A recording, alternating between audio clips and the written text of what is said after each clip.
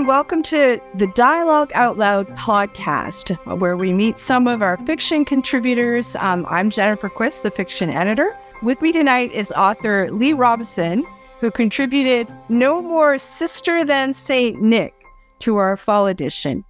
Robison lives with his wife and his cat in Montana, a couple river valleys and mountain ranges west of the Paradise.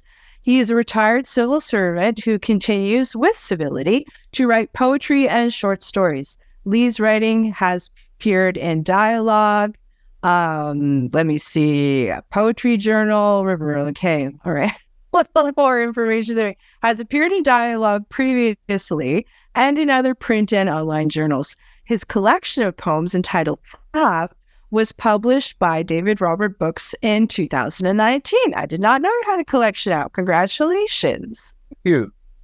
Well, welcome, and thank you so much for being here with us tonight. And congratulations on the story. I think it turned out really nicely. I do, and I thank you. You helped me with that a bit. Thank you. Yeah, that's my job. And I'm always happy to work with a story that I really want to include, that has some promise. It's great to have it. So can you just introduce it for us? Don't spoil it or anything, because we want people to go and look it up.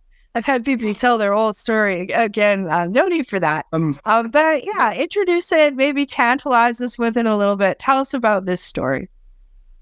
This story, I've always been a person who is interested in and concerned about how we view our wives, our daughters, our mothers.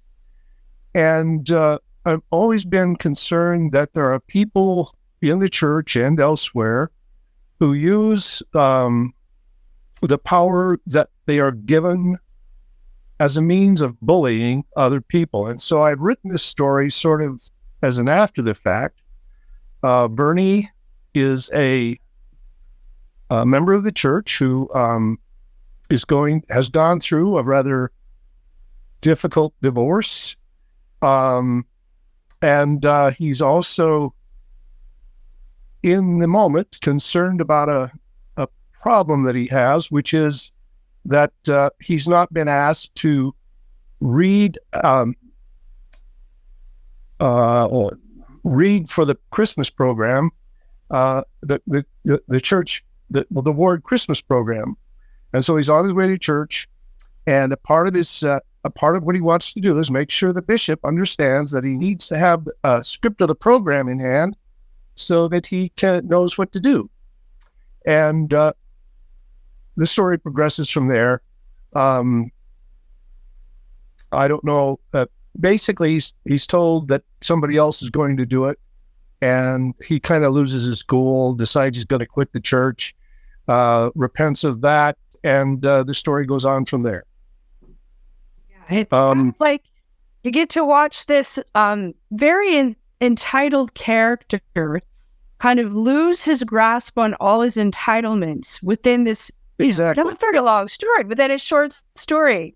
Yeah, and kind of hits everything that's important to him at this moment of Christmas. I mean, we don't really do like the Hallmark holiday thing here at Dialogue, but yeah, it's kind of nice we have a Christmas story in our repertoire again. But everything kind of comes to a head at Christmas for him. Go ahead and give a few details about the conflict season, what he's trying to hold on to and who he loses it to. As I said, he's going through a divorce. He is angry because a fellow ward member has basically acted as the attorney for his wife. She is actually the person that the bishop has asked to read or lead the program by reading Luke and introducing all of the church members, church groups, as they come up to sing or recite. And so he's a little bit perturbed by this. He's lost both his poem here and his reading and his marriage, and he's a little unfocused on that. In addition to that, he thinks of himself as a poet, specifically a cowboy poet, and he's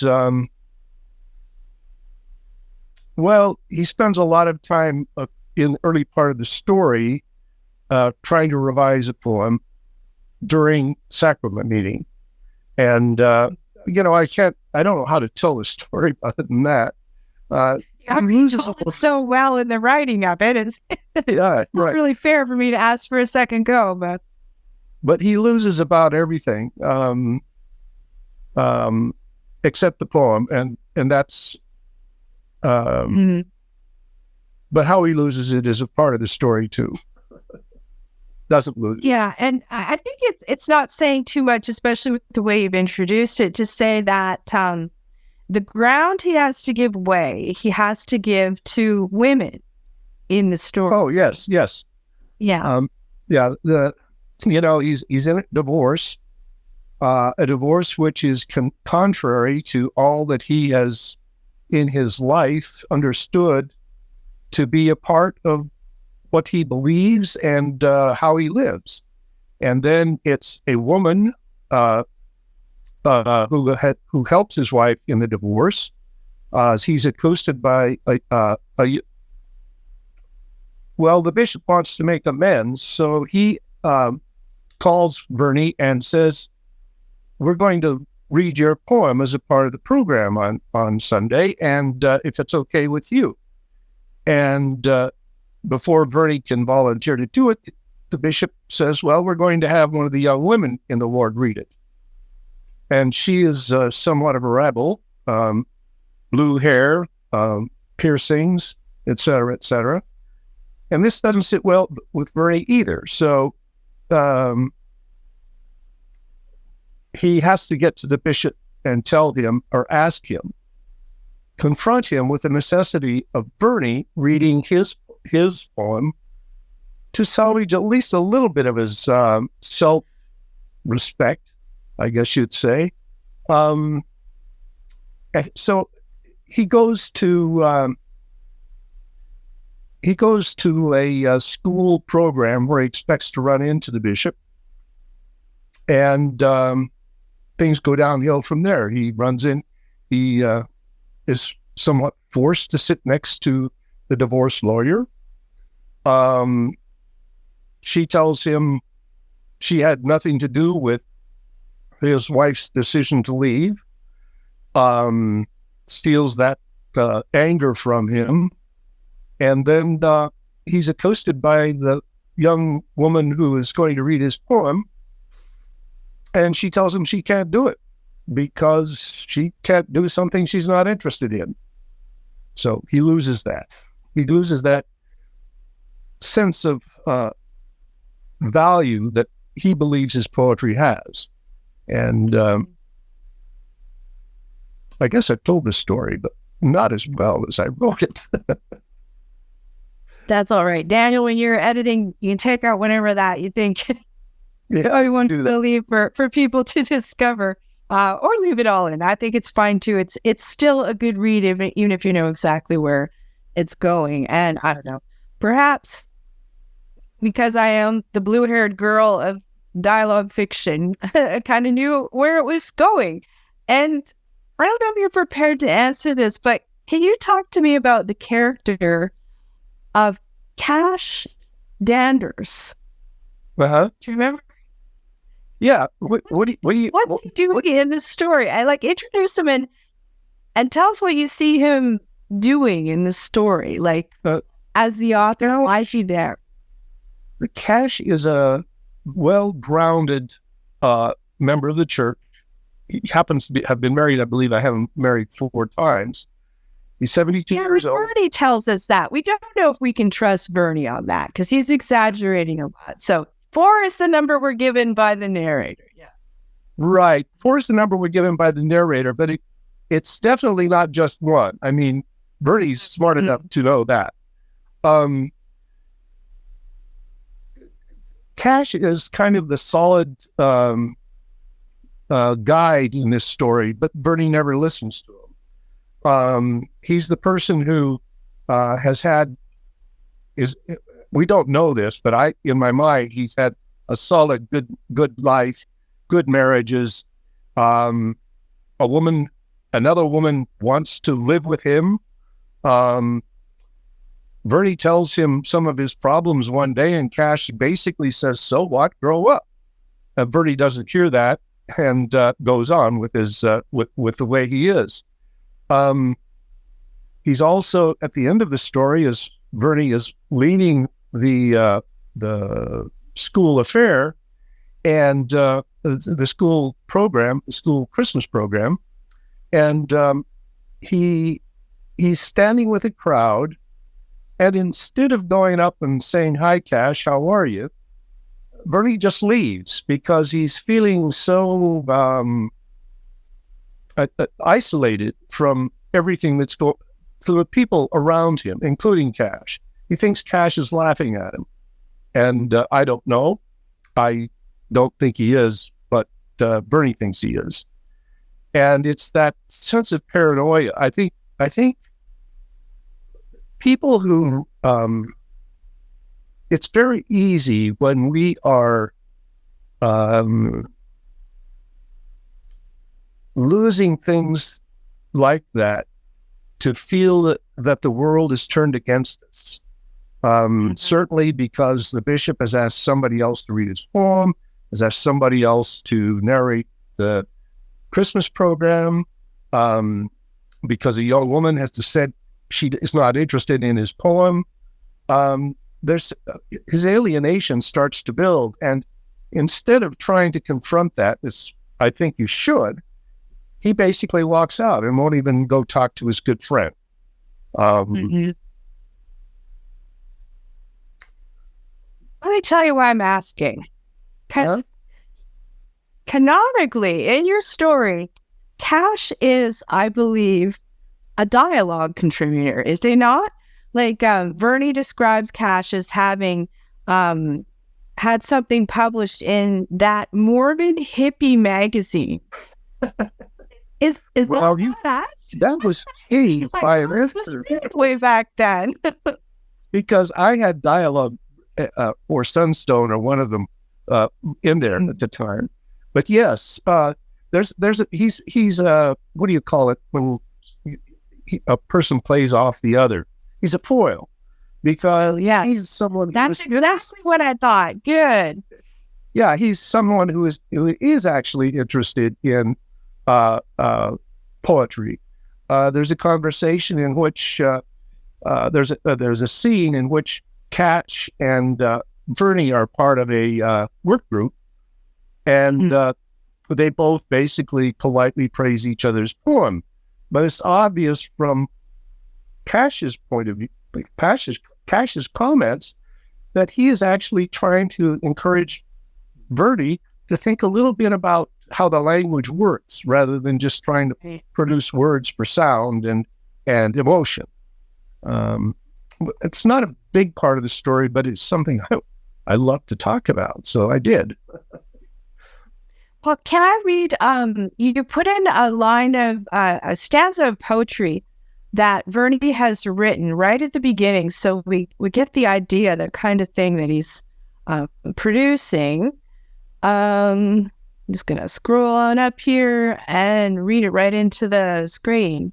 So This is from Vernie's favorite poem about, what's it titled again, Lee? It's called... I have to look and see here. Yeah, I can't remember what the title is in the story, but it's about a bunch of cowboys coming to watch over the baby Jesus. Right.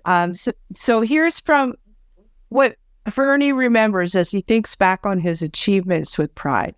This is the stanza. As shepherds, sheep, and wise men came, sentinel the old boy stood, shielding the holy babe and dame, pistols ready under Stetson hood. And that's the stanza, which is just marvelous in its way. And this is all coming together in a strange way for me in our publication. this is how I read it. Cash and Bernie are kind of two sides of the same creative force. They're the one that has a voice, the one that gets a voice.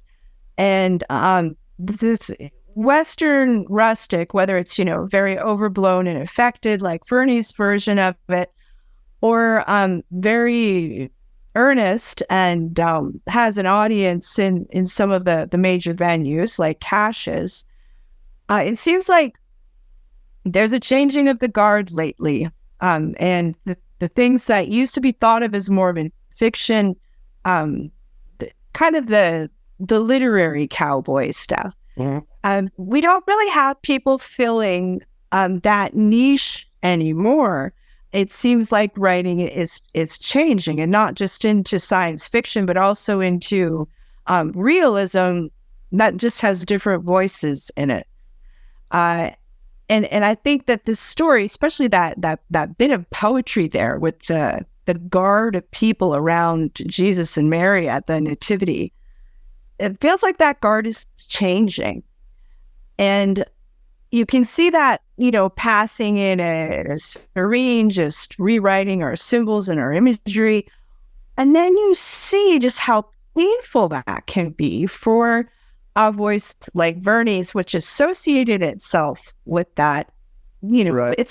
Bernie's not our contributor, but he might have had a side to everyone who was a little bit like that. And so the same entitlements might be slipping away from that voice at the same time, which is really interesting to me. Anyway, that's a major reason why this story appealed to me, because it seemed like we were always writing about this man, and now we get to see like his very weirdest and worst impulses in the character of Bernie suddenly having a voice in all of this. So, right. Yeah. Thank you. I loved it. Well, it's interesting that you bring that up. I don't know but I belong to an arts and cultural program here in southwestern Montana, and we had a cowboy poetry evening, and I called around to try to get somebody to come participate, and they'd say, no, I got bucked off 2 years ago and I've kind of given up on that. Or one man was really reluctant because his wife is going through dementia, and I couldn't find many people, and no young people. Everybody there was my age or slightly young. And in a way, there is a changing of the guard that in that context. And it may be happening in the world of literature as well. I'm not sure. There's so much going on the net that is so temporary because it vanishes almost before you see it. You're scrolling I had a blog for a while, and if I published every day, in 2 weeks, whatever I had written was gone. And if somebody wasn't looking for that specific thing, they'd never find it. It's not like a book. I can pick it up and shuffle through it and find something. I love working on the net, but I don't think it brings a person as close to the audience as a book does, as a magazine, for example. Did I get off the subject there?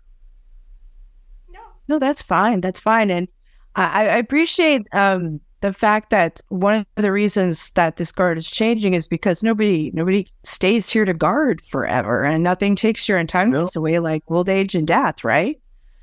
Exactly. Yeah, and we have had recently some of these people who were paragons of these early dialogue voices.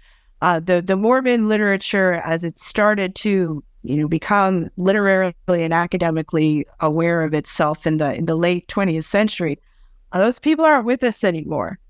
I know. Yeah.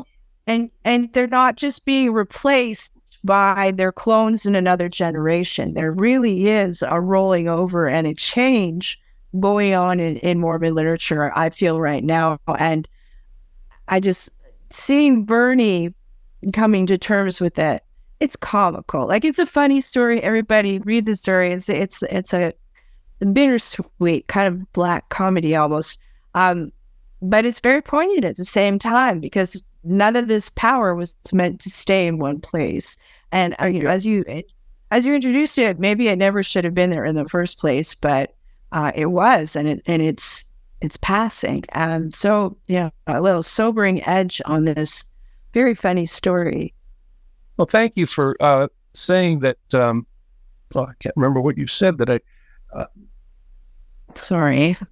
No, it's okay. For glasses today, my mouth is just kind of running.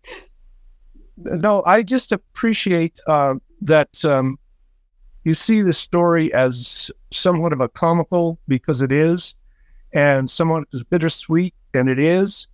I didn't want to make Vernie a flat character. I think he is a little bit flat, but I didn't want that. I wanted people to say, well, that old guy going out the door, I really I sympathize with him. He's carrying this, he's taking with him one valuable thing, but he's lost so much. I don't know if that works, but that's one of the things I was working toward. And so I appreciate you kind of bringing that up.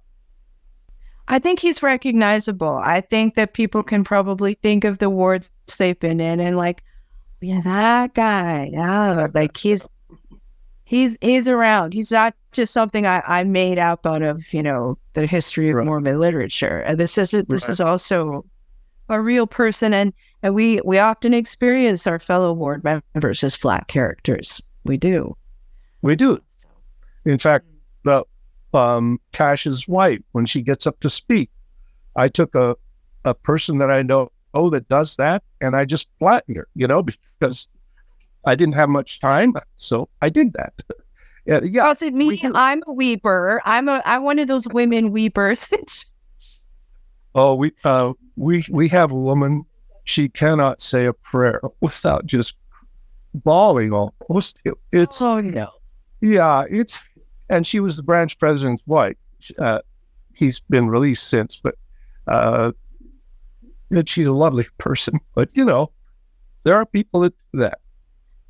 Yeah, it all depends on the hormone roller coaster, and I can say that I wouldn't say that as any other gender, but yeah, that is kind of how it goes. Yeah, and through all this, Vernie thinks he knows women quite well. He thinks he understands them. Right. He's able to play their emotions with his poetry. He finds a very responsive and generous audience, but one he doesn't value. Anything to add about that? Why would Vernie think he knows women? Well, there's a sensibility in that verse that you read from his poem that it's sentimental, and it's very, very heart-grabbing, I guess you could say. And there are people that respond to that. And as a writer, one of the things I once said to Douglas Thayer, there's something about writing is you've got to be a little bit sentimental. And he sneered at me. No, but I didn't know what sentimentality was at the time. I was a young whippersnapper, and he's right. As a writer, you have to find the facts that show the things that you're trying to say. You can't assert wild things. And Vernie's the kind that does that. He writes poems to draw people to him. He writes things that will make people sigh and moan. Yeah. He does have his moment of triumph with the young woman, the teenager who does not want to read his poetry in the program. She recites back to him 2 lines from the poem that she's declining to read. And she does it sneering. She does it to show, like, isn't this self-evidently ridiculous and sentimental? Right. And he takes this satisfaction that even though she is, expressing disdain and distaste for it, He's remembered. Still knows it. She still knows it. She can still recite it to him.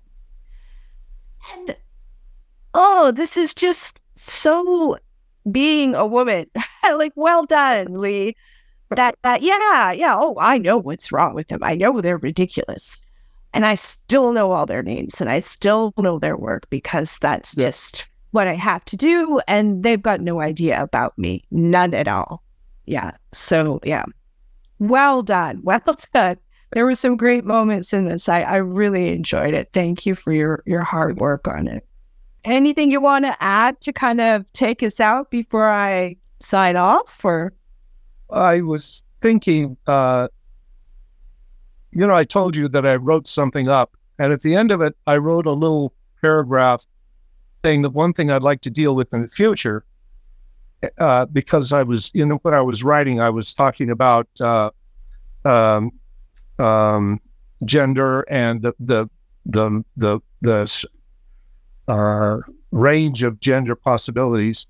And I said, I'd like to someday, and I think I might, I'm telling you this, so I might do it, write a story about where a bishop is confronted with and has to face a world completely different than what he's used to. A gay man, a young youth comes into him and just distraught because he cannot fathom where he is, coming to understand his own sexuality, which is in conflict with what people around him are saying. I don't know if I want this bishop to be that familiar with what the church says, but I want to understand how he would approach that, how he would see help or fail to help this young man come to terms with who he is. Well, just don't kill him off. Don't kill him off. No, I won't. No. Okay. All right. Well, I look forward to that submission. Thank you so much for being with us tonight, Lee Robison. That's all for Dialogue Out Loud for tonight. Thank you very much. I'm Jennifer Quist. Goodbye.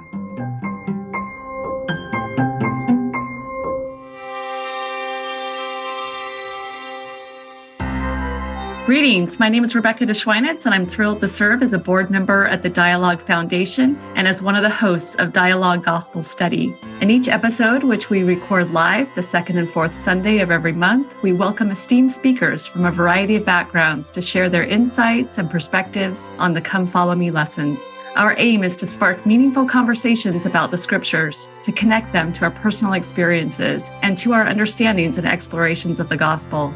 To stay in the loop with our upcoming lessons and this opportunity to engage with Mormon thought, culture, and belief, be sure to visit dialoguejournal.com and sign up for our newsletter. By doing so, you'll receive updates and timely links to join our live stream lessons. Additionally, you can catch up on our past guests and episodes by subscribing to Dialogue Journal on YouTube, Facebook, or wherever you listen to podcasts.